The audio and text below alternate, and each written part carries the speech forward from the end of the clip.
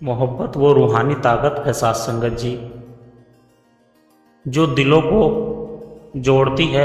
और नफ़रत वो जहर है जो इंसान को अंदर ही अंदर खा जाता है। जब खुदा ने हमें प्यार करने के लिए पैदा किया है, तो फिर हम इतनी ऊर्जा नफ़रत में क्यों जाया करते हैं। साथ संगत जी, इस कहानी में हम चले गए एक ऐसे इंसान की यात्रा पर जिसने नफ़रत को अपना हथियार बना लिया था। लेकिन एक दिन जब उसे निरंकार की रोशनी मिली तो उसके जीवन की सारी रातें सुबह में बदल गई। तो आइए साथ संगत जी सुनते हैं, एक उम्र भी कम है मोहब्बत के लिए, लोग कहाँ से वक्त निकाल लेते हैं नफ़रत के लिए। एक दिल को छू जाने वाली निरंकारी कहानी साथ संगत जी। दिल्ली के एक छोटे से मोहल्ले में एक व्यक्ति रहता था जिसका नाम राजीव था। काम का पक्का, परिवार का ध्यान रखने वाला, लेकिन एक कमी थी, वह बहुत जल्दी नफरत पाल लेता था।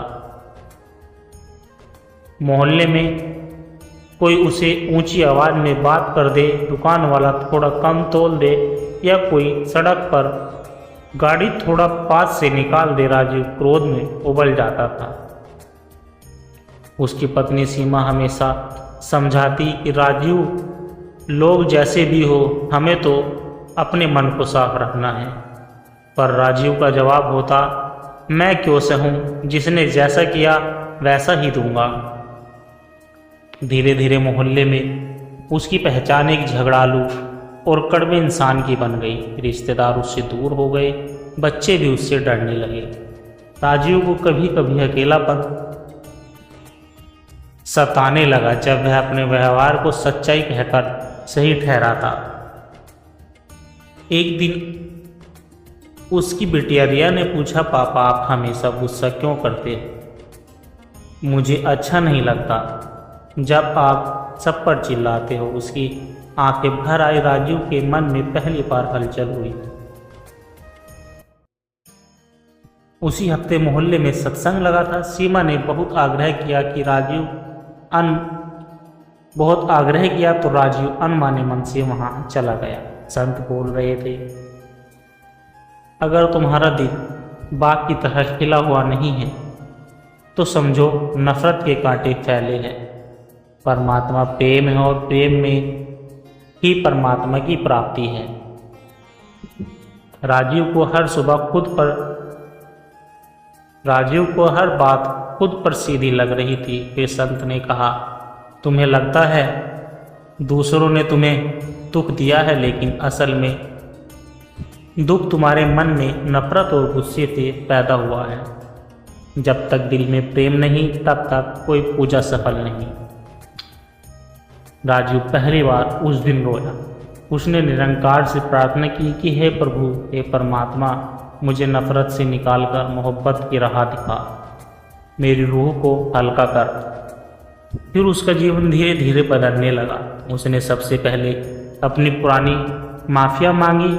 मोहल्ले के एक दुकानदार से जाकर कहा, भाई उस दिन मैंने जो कहा वो गलत था, मुझे माफ़ कर देना। दुकानदार चौंक गया, फिर मुस्कुराकर बोला, राजीव भाई, आपको देखकर लगता है जैसे आप फिर से जन्मे हो। अब राजीव हर सुबह सत्संग जाता, बच्चों के साथ खेलता, मोहल्ले में फूल बांटता, बुजुर्गों के चरण छूता। लोग हैरान थे, ये वही राजीव है। एक दिन किसी ने पूछा, राजीव आपके जीवन में इतना बड़ी परिवर्तन कैसे आया? राजीव मुस्कुराकर बोला, पहले मैं सोचता था कि मैं सही हूँ और सब गलत, लेकिन जब निरंकार को जाना तो समझ आ गया, खुद को सही मानना भी एक अंधापन है। मोहब्बत बांटने में जो सुकून है वो नफरत में कभी नहीं मिल सकता। संगत जी, राजीव की कहानी मोहब्बत की मिसाल बन गई। जहाँ पहले लोग उससे कतराते थे, अब उसे भी गले लगाने लगे थे। उसकी बेटी ने एक दिन कहा, पापा अब आप सचमुच अच्छे बन गए हो। अब आप गुस्सा नहीं करते, अब आप प्यार करते हो। राजीव ने बेटी को गोद में उठाया और कहा, बेटी मोहब्बत करने की उम्र नहीं होती और नफरत करने का कोई कारण नहीं होता। अब मैं उस खुदा का शुक्रगुजार हूँ जिसने मुझे बदल दिया है, और मेरी हर श्वास में बस यही प्रार्थना है कि सबके लिए, सबके दिलों से नफरत मिट जाए और सिर्फ मोहब्बत रह जाए।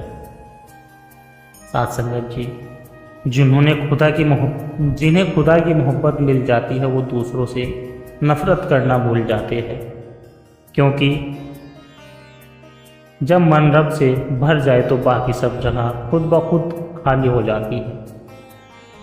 साथ संगत जी, पंजाब के लुधियाना जिले में एक गांव धर्मपुर था। वहाँ एक शख्स दिन भर खेतों में मेहनत करता और शाम को गुरबानी कीर्तन में शामिल होता। उस गांव में एक नाम बार बार कानों में पड़ता था और वह नाम भीम सिंह था।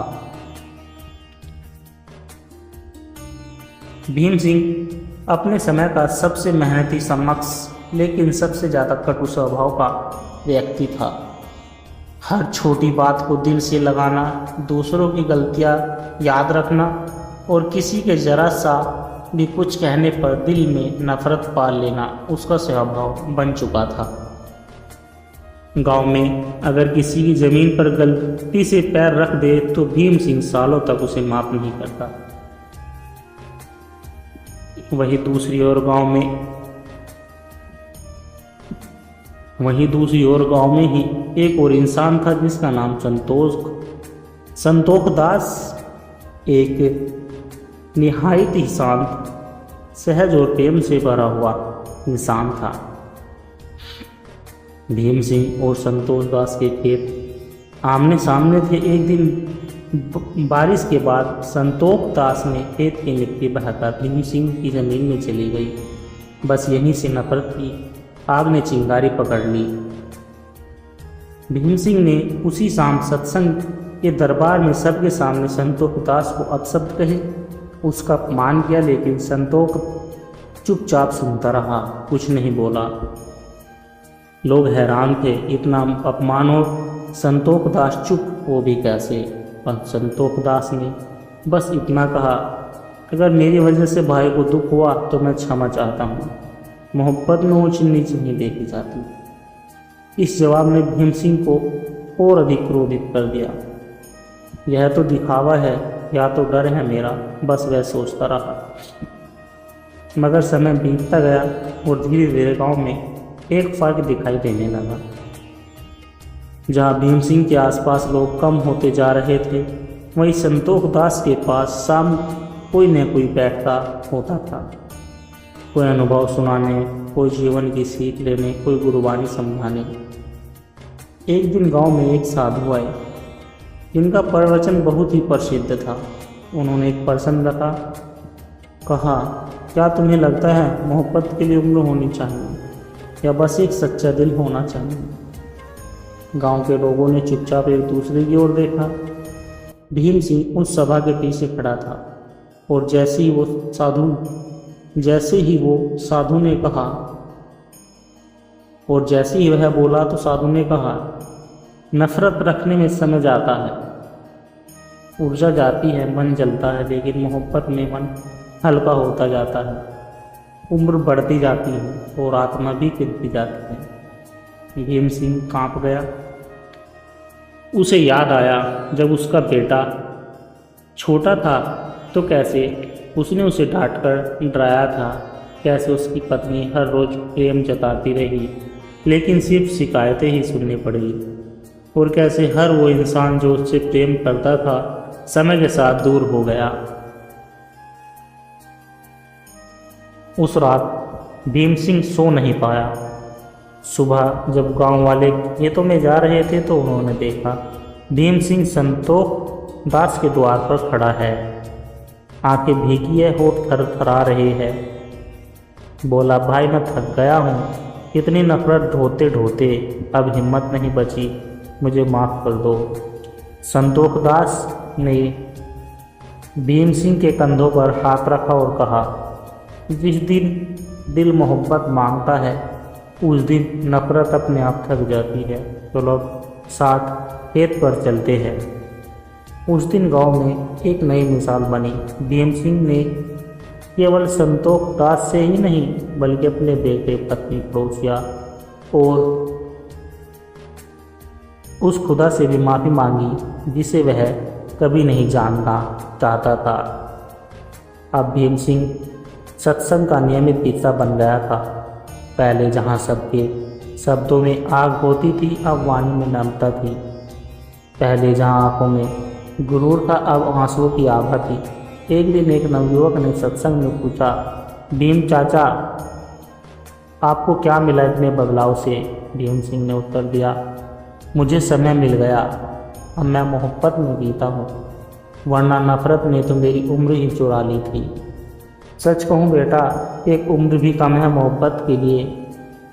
एक उम्र भी कम है मोहब्बत के लिए। लोग कहाँ से वक्त निकाल लेते हैं नफरत के लिए।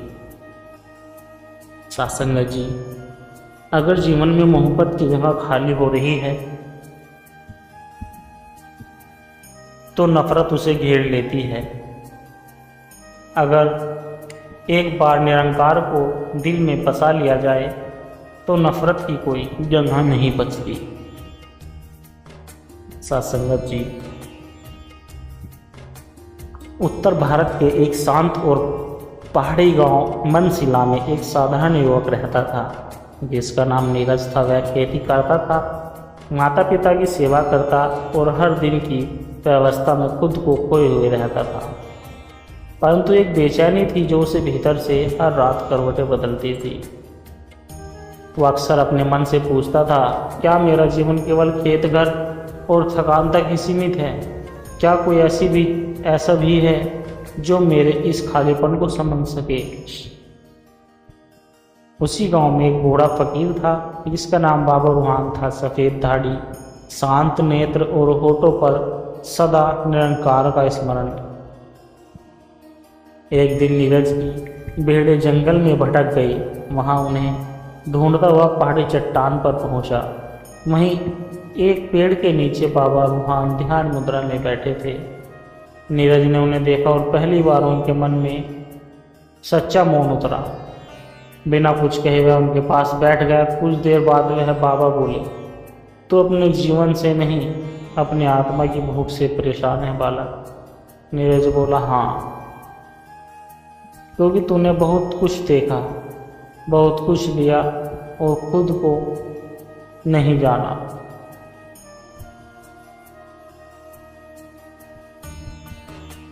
बाबा रूहान ने नीरज को हर दिन एक प्रश्न पर ध्यान करने को कहा जो कुछ इस प्रकार थे, तू कौन है? क्या तू वही है जो शरीर में दिख रहा है? जब तू सो जाता है तब तू कहाँ होता है? क्या कोई ऐसी जगह है जहाँ शांति सिर्फ बाहर से नहीं भीतर से उपजती है? प्रश्नों का सिलसिला नीरज को गहराइयों में ले जाने लगा। अब वो रातों को कम सोता, सुबह जल्दी उठकर ध्यान में बैठता और हर दिन अपने भीतर एक हल्की सी रोशनी को बढ़ता हुआ महसूस करता। एक दिन ध्यान में बैठे हुए नीरज ने अनुभव किया कि उसका शरीर जैसे धीरे धीरे मिटता जा रहा है। वह अपने आंखें था, न हाथ न पैर, बस एक अनुभूति, एक अद्भुत प्रकाश